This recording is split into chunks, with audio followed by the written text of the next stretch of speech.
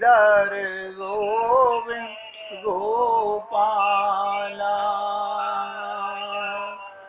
भजो मुरली मनोहर नंद लाला।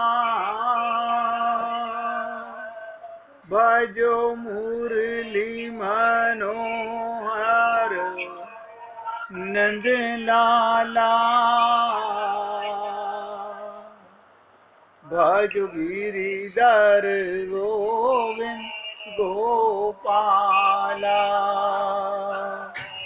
भज गिरिधर गोविंद गोपाला। भजो मुरली मनोहर नंद लाला। भजो मुरली मनोहर नंद लाला। भज गिरिधर गोविंद गोपाला। भज गिरिधर गोविंद गोपाला। बोलिए वृंदावन बिहारी लाल की जय। जय जय श्री राधे। जय जय श्री राधे। सभी भक्तों से निवेदन, इतना इम्पोर्टेंट टॉपिक इस समय चल रहा है, आप इससे अगर जरा सा भी अपने आप को मन को हटाते हो तो बहुत बड़ा नुकसान करते हो। निवेदन करना मेरा कार्य है। असीम कृपा है नारायण की, मनुष्य शरीर मिला, सत्संग मिला, और जिस माया के बंधन में आप और हम सब लोग अनंत जन्मों से बंधे हुए हैं, उस माया से मुक्ति के लिए हमें मौका मिला। इसलिए हे पुण्य आत्माओं, निवेदन कर रहा हूँ, सेवक हूँ ना आप सबका, तो आपसे रोज निवेदन करता हूँ कि बहुत एकाग्रचित होकर सुनिएगा। संसार की कोई भी वस्तु तुम्हारे साथ नहीं जाएगी, तुम्हारे साथ नहीं रहेगी। जिसको पाने आए हो, अगर उसको पाके नहीं गए तो बहुत बड़ी हानि होगी, ये मैं आपको बताना चाहता हूँ। कल आपके साथ माया पर और थोड़ी चर्चा की। मैं सोचता हूँ कि माया का तजुर्बा तो आप और हम सबको पहले से ही है। आप कहेंगे कैसे? क्योंकि माया के बंधन में तो हम हैं ही। भगवान को कहते हैं मायाधीश और हमको कहते हैं मायाधीन। क्या मतलब? भगवान के अंडर में माया है और हम माया के अंडर में हैं। हम सब माया के अंडर में हैं। इसी से मुक्त होना है, भगवान को नहीं पाना है। इससे मुक्त हुए तो भगवान ही मिलेगा। इस माया से मुक्त हो गए तो भगवान ही मिलेगा, तीसरी कोई चीज है ही नहीं।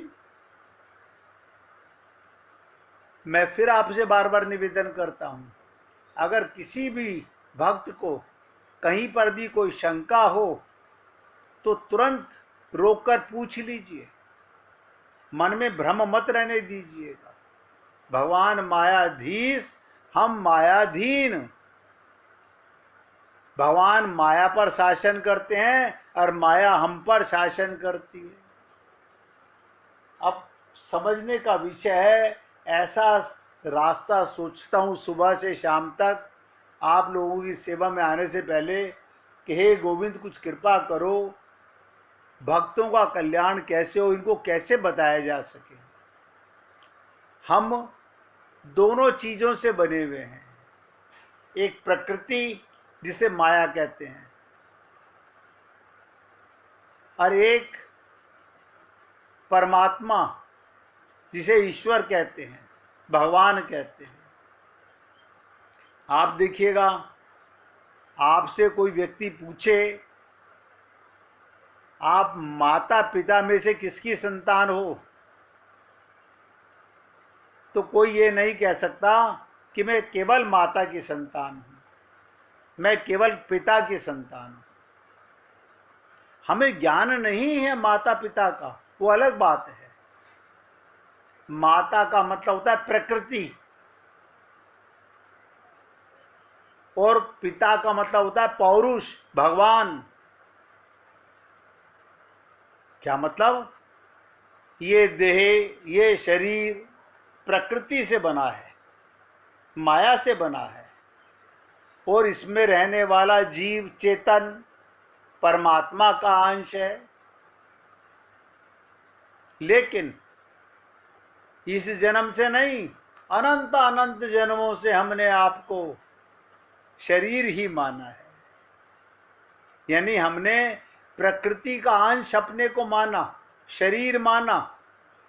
कभी ये सोचने का प्रयत्न नहीं किया अगर मैं प्रकृति का अंश हूं तो मैं मरता क्यों हूं? क्योंकि प्रकृति माया नाशवान है, हर रोज मर रहा हूं। तो ये देह क्यों मिला था? स्वयं को जानने के लिए, आत्मज्ञान के लिए कि मैं परमात्मा का अंश हूं। शरीर प्रकृति से, माया से बना है, ये जड़ है। आप कहेंगे लेकिन मेरी आंखें तो देखती हैं, चेतन है, मेरे कान तो सुनते हैं, ये चेतन है, मेरी नासिका तो सूंघती है, ये चेतन है, मैं रसना से स्वाद लेता हूँ, ये तो चेतन है, मैं स्पर्श करता हूँ, अनुभव करता हूँ, ये तो चेतन है। बहुत अच्छी बात है, ध्यान से समझिएगा, ये चेतन है, सच्ची बात है। लेकिन कौन सा चेतन है, किसके कारण चेतन है, उसका और आपको हमको नहीं पता।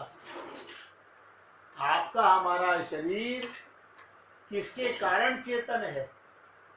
बार बार सोचो, अगर ये शरीर चेतन है तो ये मर नहीं सकता। इसमें से चेतनता, आत्मा निकल जाती है और ये शरीर जड़ हो जाता है। आपकी आंख उसमें भी रहती है, आपके कान उसमें भी रहते हैं, ये सारी इंद्रियां रहती हैं, लेकिन काम नहीं करती। जीवन पर्यंत हम नहीं समझ सके कि हम चेतन आत्मा है या शरीर हैं।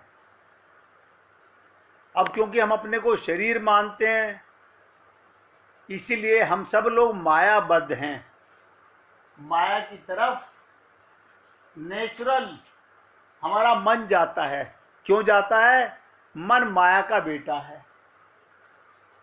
बहुत ध्यान से समझिएगा, हमारी बुद्धि भी माया की बनी हुई है, हमारा मन भी माया का है, हमारा शरीर भी माया का है, और हमारे शरीर के सुख की चाहना भी माया की है। हम शरीर को स्वस्थ रखना चाहते हैं, हम शरीर के सुख के लिए बहुत सुविधा धन अर्जित करते हैं, लेकिन कभी एकांत में बैठ के सोचा नहीं कि जो कुछ मैं इकट्ठा कर रहा हूं वो मेरे साथ तो जाएगा नहीं। ये शरीर भी नाशवान है, यहीं रखवा लिया जाएगा। तो मैं यहाँ क्या करने आया था? मैं वो कमा रहा हूं जो मेरे साथ जाएगा नहीं। नहीं, यही माया भ्रम है। 99% लोग तो यहां तक ही नहीं पहुंच पाते। वो तो केवल मंदिरों में पूजा करके, जब तब व्रत करके अपने आप को महसूस करते हैं हमने भक्ति कर ली। भक्ति क्या है? प्रेम। प्रेम क्या है? आत्मा का भोजन, क्योंकि आप आत्मा भी हैं। ये शरीर मैंने कहा एक जड़ है इसमें और एक चेतन है। चेतन परमात्मा का अंश है और शरीर माया का अंश है। लेकिन हम सब लोग इस गलती पर सदा हर जन्म में दुख पा रहे हैं। पुनरपि जननम पुनरपि मरणम, बार बार संसार में आते हैं और चले जाते हैं। बहुत यज्ञ करते हैं, जप तप करते हैं, पूजा पाठ करते हैं, पंडित जी को बुला के न जाने क्या क्या कर्म करते हैं, लेकिन नतीजा ठन ठन गोपाल।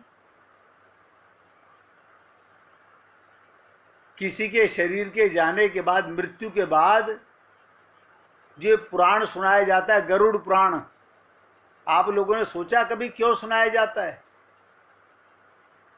सोचिए, ये गरुड़ पुराण क्यों सुनाया जाता है?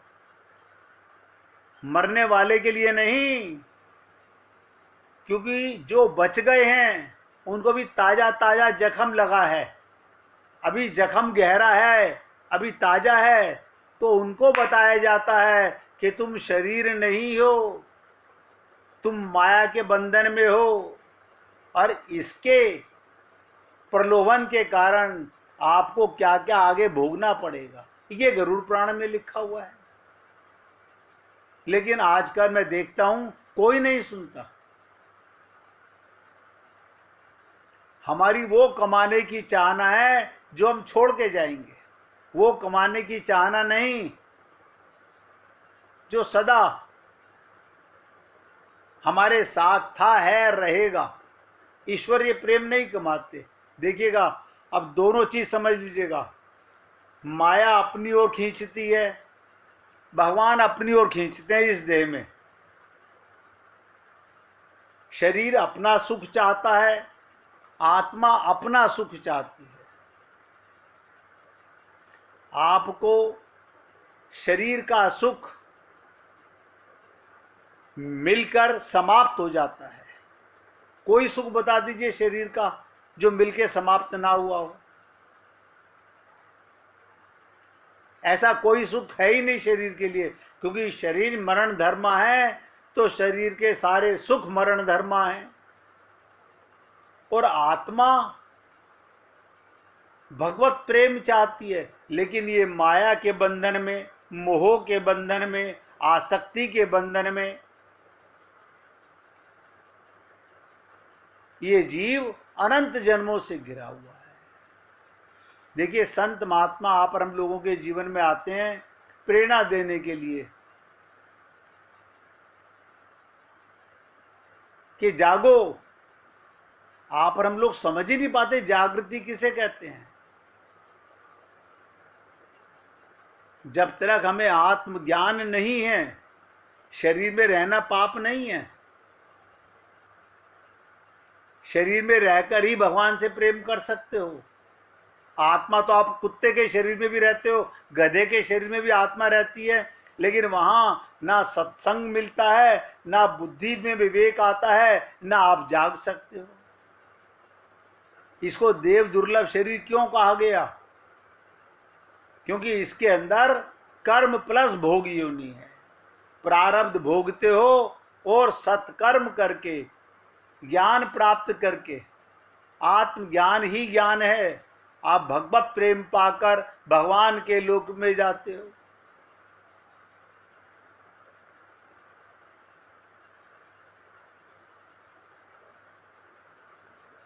स्त्रीत्व प्रकृति के रूप में, माया के रूप में हुई।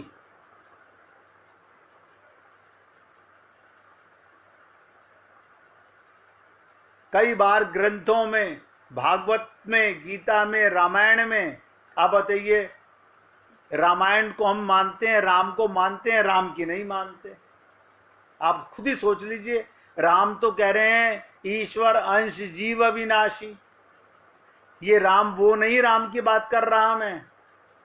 कभी आप समझ रहे हो दशरथ का पुत्र राम है, वो तो लीला वाला राम है। मैं उस राम की बात कर रहा हूं कि राम मरे तो मैं मरूं। ये तुलसी कृत रामायण जो है, ये इस रामायण के लिए नहीं है, उस राम के लिए।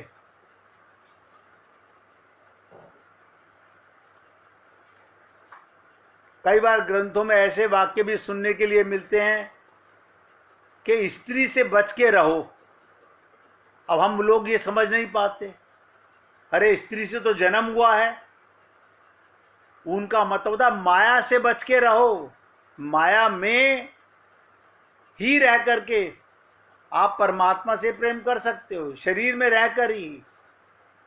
सीतारामाचार्य जी ने स्पष्ट शब्दों में कहा, इस देह में हरि मिलत है। देह भी इंपॉर्टेंट है, किसके लिए? भगवान को पाने के लिए। लेकिन हम कहते हैं भगवान को तो हम धोखा दे रहे हैं, पूजा कर रहे हैं, प्रेम कर रहे हैं परिवार से। हाँ, मैं बार बार कहता हूं परिवार से भी प्रेम करो, उनमें भगवान देख के प्रेम करो, कोई पाप नहीं है। क्योंकि भगवान ने कहा, सिया राम मैं सब जग जानी। गीता में कहा, ममे वांशो जीव लोके, सब जीव मेरे ही अंश हैं। इसलिए कहा गया माया के मोह में मत पड़ो। लेकिन आप और हम लोग सुनते तो हैं, लेकिन कहीं ना कहीं वापस अपने को शरीर मानकर, मैं कहता हूं शरीर में रहना पाप नहीं, शरीर को स्वस्थ रखना पाप नहीं, शरीर का भोजन शरीर को खिलाओ, आत्मा का भोजन कब पाओगे? आत्मा चेतन है, आत्मा का भोजन है भगवान का प्रेम। जिस दिन आपको ये जागृति हो गई कि मैं आत्मा हूं और शरीर को मरता हुआ देख रहा हूं और सारे रिश्तेदारों को माया के प्रकृति को जाता हुआ देख रहा हूं, आप और हम लोगों को ये कई बार भान तो होता है, दादाजी चले गए, दादी चली गई, नाना चले गए, नानी चली गई। अरे कहाँ चले गए? वो कहीं नहीं गए, वो आत्मा थे, आज भी हैं, वो गए कहीं नहीं हैं। अगर उनका कल्याण हो गया तो भगवान के लोक में गए, मरे नहीं हैं, भगवान के लोक में गए, वरना वो भी हमारी तरह 84 लाख योनियों में भटक रहे हैं।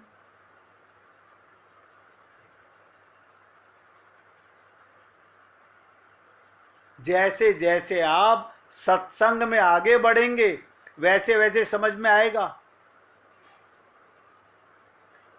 भेद नहीं, अपूर्व आश्चर्यजनक और मन को स्तंभित कर देने वाला मिलन है परमात्मा का।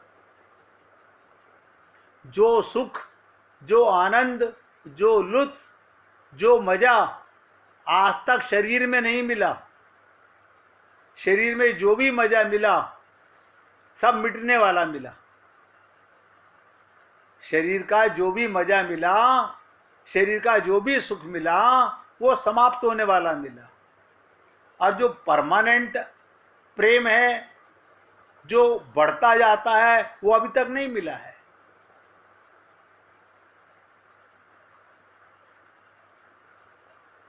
आप देखिए,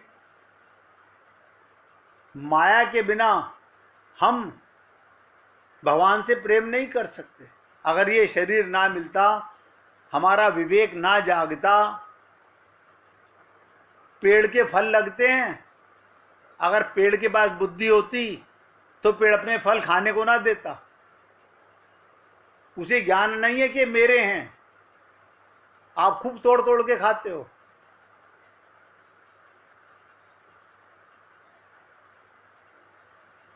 इसलिए निवेदन कर रहा हूं, मैंने जो बोला माया देवी को लेकर मैंने बोला, ना जन्म भी देती है, पोषण भी करती है, परंतु कष्ट भी वही देती है, अब मृत्यु भी वही देती है। सब नोट करो, हमारा शरीर माया से पैदा हुआ, इसका जन्म होता है, आत्मा का जन्म नहीं होता। आप अजन्मा हो, जन्म भी देती है, हमारा पोषण भी करती है। इस शरीर को पाल पोस करके प्रकृति हमारे को कितने फल, कितने भोजन के सामान देती है, परंतु कष्ट भी देती है। समय समय पे माया जूते चप्पल भी लगाती है। लेकिन हम ऐसे हैं ढीठ कि वापस उसी में। और सही दृष्टि, देखो, इसे प्रकृति कह लो, इसे मां कह लो, इसे माया कह लो, तो हमारी सही दृष्टि क्या होनी चाहिए इस माया के प्रति, इस देवी के प्रति? यह बड़ी सूक्ष्म बात है।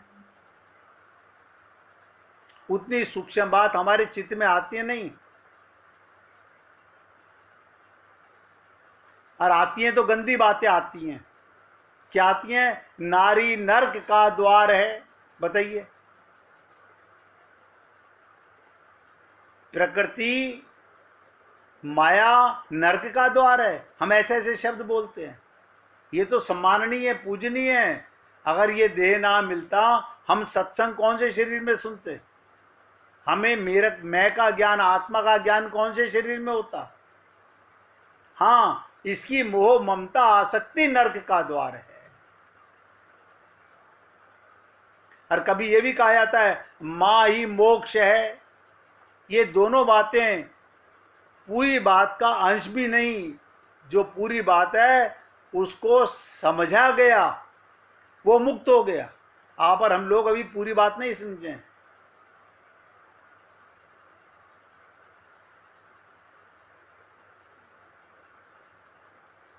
बार बार सोचो, मेरा मरने वाले से संबंध नहीं। आप और हम लोगों को कितना तजुर्बा है। हमारे पिताजी, माताजी, दादाजी, दादी जी जब शरीर छोड़ के गए तो हम कहते हैं अब तो वो चले गए। अरे कल तक तो तुम इस शरीर को माता माता पिता पिता कर रहे थे, तो गया कौन? जाने के बाद तो आपको ज्ञान हो गया ना। इसीलिए पुराण सुनाए जाते हैं कि तुम आत्मा थे, इस शरीर में भी तुम आत्मा हो। शरीर नश्वर है, उनका शरीर मरा है, वो नहीं मरे, वो तो अजन्मा है, वो मरेंगे कैसे?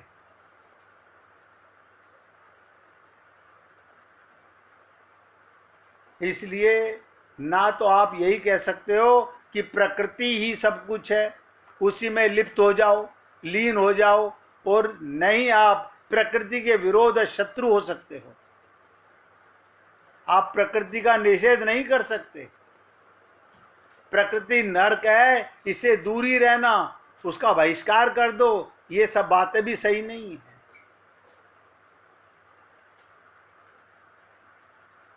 बहुत गहराई से समझना पड़ेगा।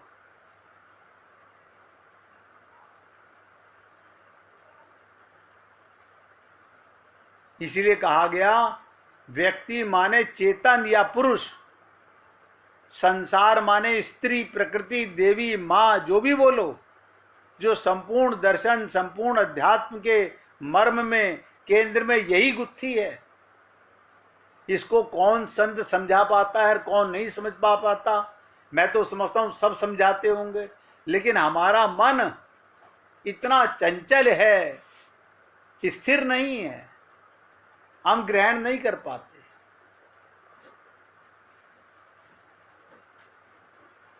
हमारे अंदर माया, ध्यान से सुनो, चेतन और जड़ में ग्रंथि पड़ गई है। ये ऐसी गांठ पड़ गई है। संपूर्ण दर्शन, संपूर्ण अध्यात्म के मर्म में, केंद्र में यही गुत्थी है। इसी प्रश्न का उत्तर देना है, इसी समस्या को तो सुलझाना है। अगर मुझे गोपी प्रेम बताते बताते माया भ्रम ना आता, शब्द क्षीरहरण की लीला ना आती, तो मैं भी हो सकता है माया की चर्चा आपसे ना करता। लेकिन मेरे को लगा अरे भगवान ने गोपियों का क्षीरहरण किया, माया भ्रम मिटा दिया, उनको आत्मज्ञान हो गया, तब उन्हें भगवान रास में लेके गए। हम तो 24 घंटे अपने आप को शरीर मानते हैं। आत्मा होते हुए, चेतन होते हुए, मृत्यु वाले जड़ वाले शरीर को मैं मानते हैं। यही गुत्थी है, यही गांठ है। इसी समस्या को सुलझाना है। स्त्री पुरुष का संबंध क्या हो, मनुष्य का और संसार का संबंध क्या हो, चेतन और जड़ का संबंध क्या हो, ये गीता के श्लोक रटने से, रामायण की चौपाइयाँ रटने से, आरतियां रट लेने से कुछ नहीं होने वाला। ये पाप तो हम अपने आप के साथ में अनंत जन्मों से करते आ रहे हैं। आप और हम लोग अपने मन को बहकाकर प्रसन्न हो लेते हैं, हमने ये काम कर लिया। 1 मिनट भगवान का कीर्तन करके आगे बढ़ेंगे। श्री राम जय